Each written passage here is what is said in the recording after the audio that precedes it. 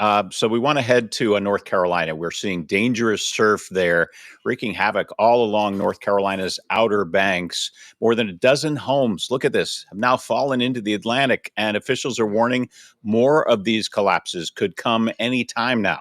Flooding in beach communities is an environmental issue in many U.S. coastline communities.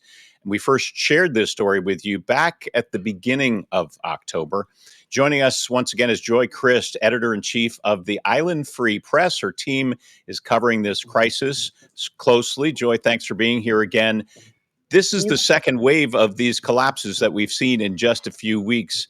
Walk us through what happened this time around. We had a low pressure system, also known as nor'easter. It affected us Tuesday with elevated wave heights, strong northeast winds, and we just had 5 houses collapse, I'd say within about 6 hours. The first one went down about 10:30, last one went down 4:30. So. Wow. Joy, this is incredible. This is more than flooding. This is complete devastation. This video is shocking. I mean, it looks as though these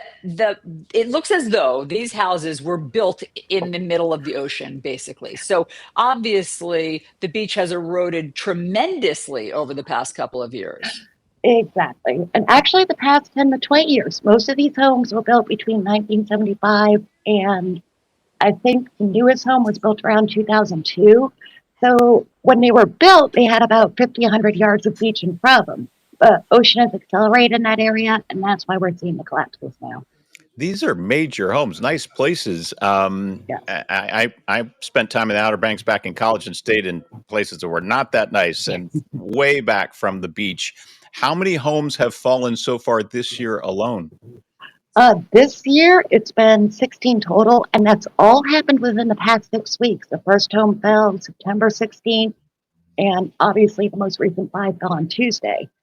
Since 2020, there's been 27 home collapses. And this is actually the first time in decades since, I want to say, Hurricane Emily in 1991, that any homes have fallen in Buxton.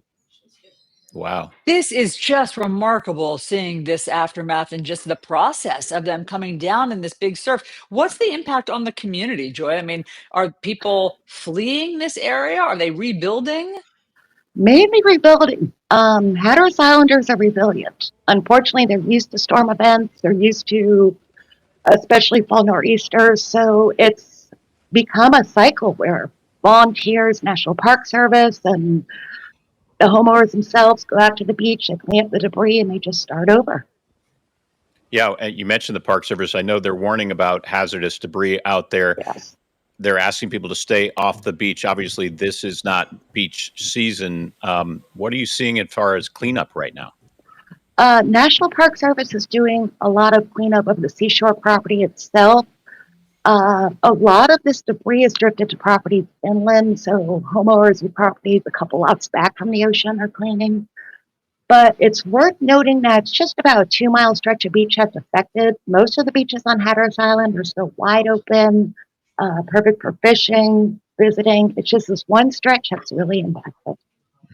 So, Joy, when you say that people are rebuilding because they're resilient, what does that mean? Are they just moving back their property line by 100 yards and rebuilding there, or where are they going? More rebuilding in terms of the roads, the infrastructure, the highway.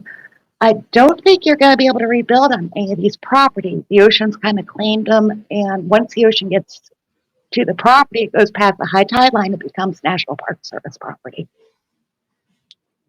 I didn't realize that. That makes a lot more sense. So people who've lost their homes, what does that mean, Joy? They're just financial. I mean, what's the financial impact here? That is correct. They'll get insurance for the home itself.